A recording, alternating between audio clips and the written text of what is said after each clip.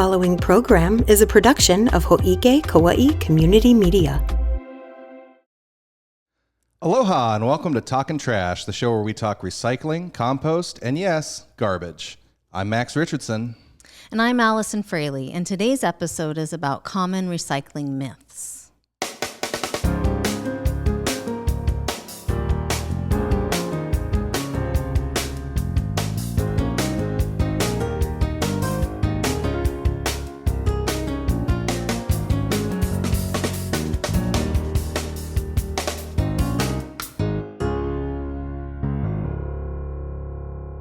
But before we dive in, if you're watching on YouTube, be sure to hit that subscribe button and follow Ho'ike for more amazing content. Stay informed, inspired, and connected with the stories that matter most to Kauai. And if you're listening as a podcast, you can subscribe to us on your podcatcher of choice, and links to all of our stuff are down in the show notes. All right, let's go ahead and get into the questions, Allison. So, common recycling myths. So there's a lot of things that people just assume to be the truth or are common knowledge that are actually wildly misguided. Yeah, and that's true not only here, but like throughout the U.S. These are just common myths that I want to talk about today. Yeah, things people think. All right, and so the first one is there's a myth all over the U.S., including here on Kauai, that recyclables that y'all collect just end up going into the landfill anyway. Yeah. So is that true? Do you guys just throw all the recycling in the garbage? No, it is not true. Okay, good. So though people think that, and what really happens is that the recyclables are collected by our contractor, Garden Isle Disposal, and they process the materials at their facility, which is in Nawiliwili Harbor. And they separate, they come in source separated into the recycling bins at the 8 locations throughout Kauai. Right, and that's why I have all the different bins in my garage, so I can put cans in here and boxes in there. Yeah, and there may be some contaminants in there, and so they do have to sort out contaminants. So it's really important that people recycle correctly. But once they have their loads that are sorted of all the different contaminants, then they put it into a baler, which is a machine that squishes it into a big cube, or otherwise known as a bale, and then they ship those off to market, and we get reports of all of the shipments that happen every month, you know, what they took in, what they put out as a shipment, and we get the bills of lading back as well to show that it actually was shipped off. And so none of that stuff. And also, if it went to the landfill, we would know because we operate the landfill. Right. Okay. Yeah.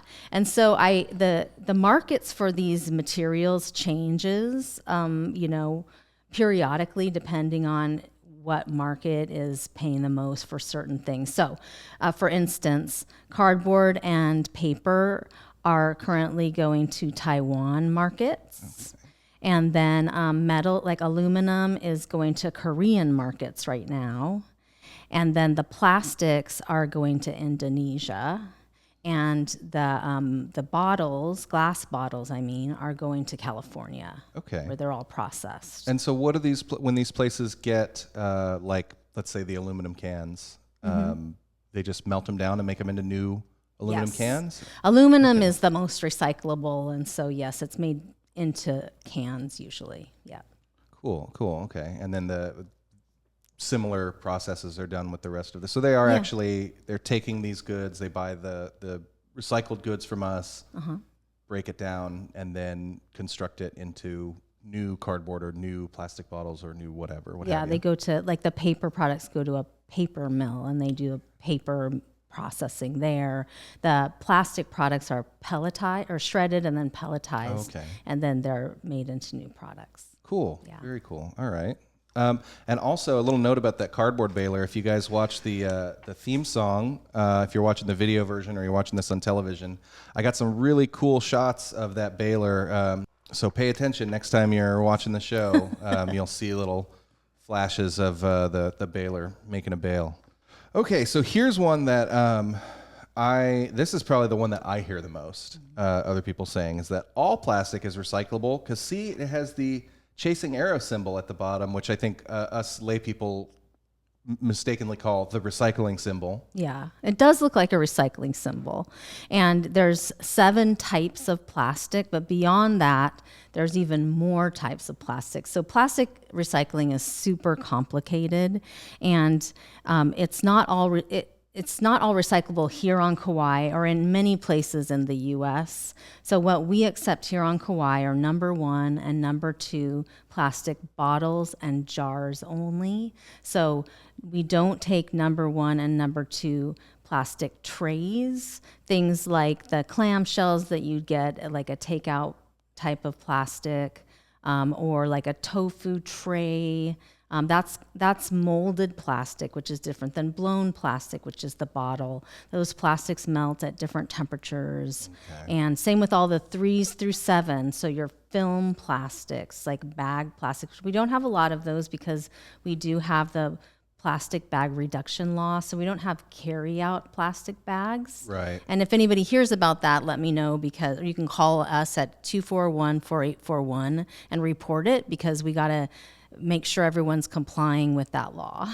But just in general, the film plastics, we don't take those in the bins as well. However, there are large retailers that will take those, like Safeway and Target have bag collection bags up at the front of their stores. Okay, so and film plastics would also be things like saran wrap and trash bags, things like that. Okay. So and I think one thing that I've heard a lot of people say is like, why is it so differentiated? Why are they so picky? It's all plastic. And one thing that I kind of knew, but I didn't really know until I started getting into 3D printing actually, is that plastic is a really imprecise term. It's a word for like a whole spectrum of different materials that kind of all look and feel the same, but chemically they're super different. You can make what we call plastic out of all kinds of different chemicals, and when you're melting those chemicals down to mix them together and make more plastic, they don't really mix if they're not the same. Yes. That's why they're so picky about plastics. Yes, exactly. Because you've got, like polyethylene, but then you've got like polyurethane, completely different thing, and then you have your polylactic acid, another completely different, that's an organic compound. It doesn't even have anything to do with it. So they're way different if you want to get into the nerdy stuff. But even though it all looks like plastic to us, and that's why they stamp a number on the bottom. Yes, exactly. Thank you. And another common myth we have here is that it's okay to throw away organic things because when they go into the landfill, they just putrefy and compostify. Yeah, people think that. And, it's a logical thought. Yeah. Because if you put it in your backyard composting bin, which we give away for free, that would happen. But in the landfill, what we do is we're layering the trash that we receive every day. And then we do have to cover it periodically. That's EPA regulations and state regulations on how we manage the landfill. And so once it's covered like that, it's an anaerobic situation where it's not going to be able to break down like it would in nature. Right. It's almost like hermetically sealed inside of there. And I've heard stories early in my career about people digging up landfills and finding newspapers from decades ago that they could still read. Wow. Yeah. You would expect those to rot away relatively quickly. Right. So any kind of organic material that you're thinking, it's fine, If there's a way to recycle it, you can compost in your backyard, food and yard waste. You can recycle paper, cardboard, those, especially cardboard, since people are doing a lot of online shopping. Cardboard is really important to put in the recycle bin and not into the landfill, because it's just going to sit in the landfill and take up space, and we have limited space in the landfill. And correct me if I'm wrong, but one thing that the landfill engineering is really designed to combat is a lot of times when some of these, I think you called them putrescible materials, when they do break down, they release a lot of heat and hot gas, and that can cause garbage fires, underground garbage fires, right? Yeah. I've heard of those happening before. That's a great point. And then also nowadays, we have batteries in there, the NiCad batteries, which can also cause fires, like any just common like a toothbrush that had a battery in it, which you can't really even take out, could potentially cause a fire in the landfill. We don't have a lot of those, are very, very rare, but something definitely to think about. So we've got to be careful what kinds of stuff we throw away. They're not just making these rules for us because they like making rules.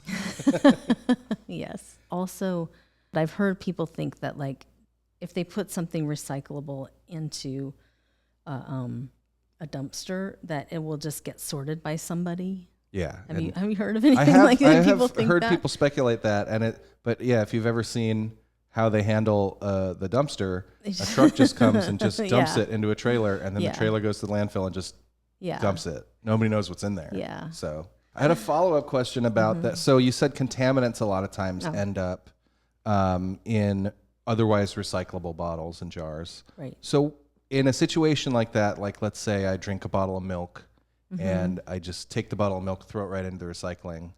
So it still has some milk residue in it. Yeah. What do? Do they just, does that whole entire bottle considered a contaminant? Do they wash it? Yeah, they're not going to wash it here. They don't have the resources to do that. So they're going to have to make a judgment call. Milk is a good example because it could be especially disgusting if people leave a bunch of milk inside of a container. So it depends on how clean it is. Definitely with milk, you should rinse it.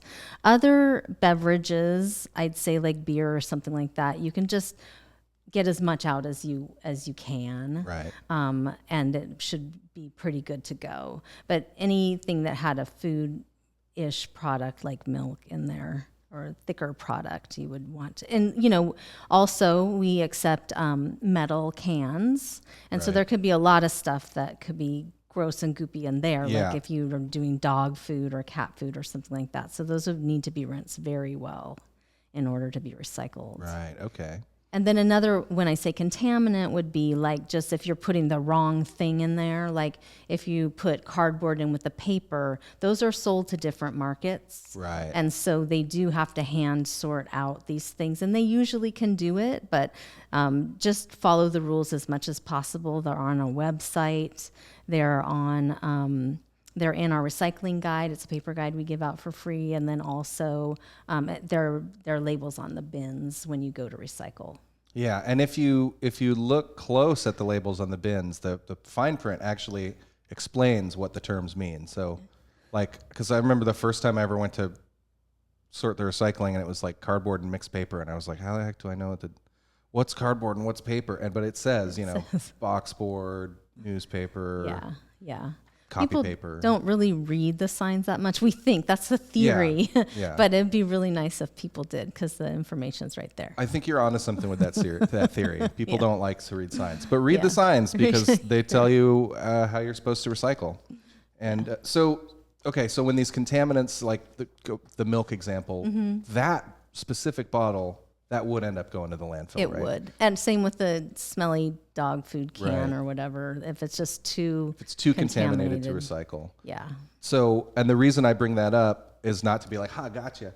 The reason I bring that up is because if folks are concerned about their recycling ending up being thrown away instead of recycled, that's probably the number one reason that ends up happening is if you're putting dirty stuff in the recycling. Yeah. So, if people... You're already making the effort to sort your recycling and drive it down to the redemption center and chuck it in the bin. Just make that little bit extra effort and rinse out your gross stuff before you chuck it, and it'll make a lot more of a difference than if you didn't. That's my 2 cents. Yeah, that's great. I thought of another one. Oh, well, let's hear it. Some people think that if they put plastic into the recycling bin, even if we don't accept it, that somehow we might be able to recycle it. And we call that wishful recycling. And so we really encourage people to know the rules, which are posted on the bins, which you can call us at 808-241-4841, find out what's recyclable, and then only recycle what we're taking. And we even use this term in the past. It's called when in doubt, throw it out. And that can be really upsetting or offensive to people that are avid recyclers. But we really don't want to get into the situation where people are just hoping we'll take something, ignoring any rules and just throwing them in there. Right, yeah. Just it makes all the people handling the recycling, it just makes their job a lot harder. It does. And ultimately doesn't have any beneficial environmental impact. Right. Yeah, I think that's a cute term, wishful recycling. Yeah. It's like, I hope the recycling fairy comes Yes. and takes away my number 7 Yeah. cat food jug or cat litter jugs and stuff, Yeah. So what should we do with our 3s through 7s? Those, we throw those in the garbage, or? Yeah. Well, you should try to avoid buying them if you can. I know that's a tall order because there are certain things like yogurt containers. Yeah. They're number 5s usually, and they're not recyclable. Someday a yogurt company will start making something different, Yeah. But to avoid any of those non-recyclables, and then to reuse them, like if you have the yogurt containers, let's say, you could use them for a different purpose, like storing nuts and bolts. I don't know. Yeah, or I've seen a lot of people do that. Use old yogurt cups for nuts and bolts, and I've seen a lot of people use them for seedlings for plants. Yeah. So you need a smaller pot when you first take your cuttings or your seedlings. Yeah. I've seen people use those as starter pots a lot. Yeah, so source reduction and reuse are always your options before you go to recycling anyway. You should be thinking about that with everything that you generate.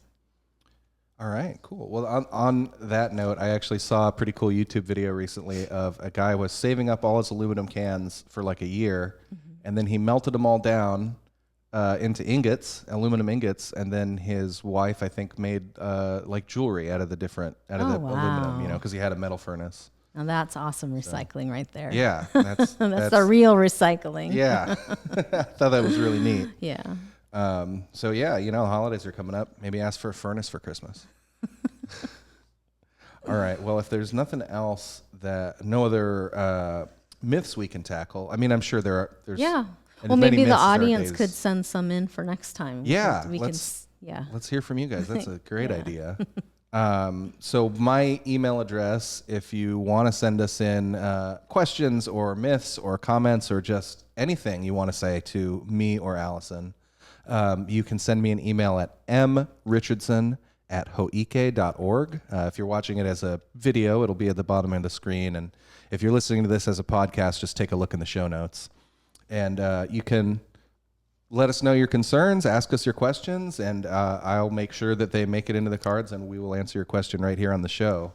And speaking of, we had a comment recently I just want to address. Don't worry, I have trouble taking myself seriously as well, so you're not alone. Somebody said, I can't take this dude seriously with his pink hair. Oh, jeez. If I took myself super seriously, I wouldn't dye my hair pink. So.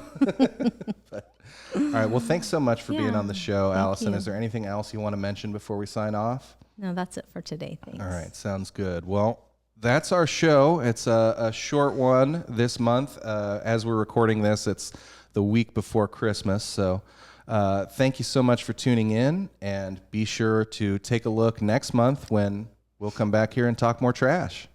Aloha.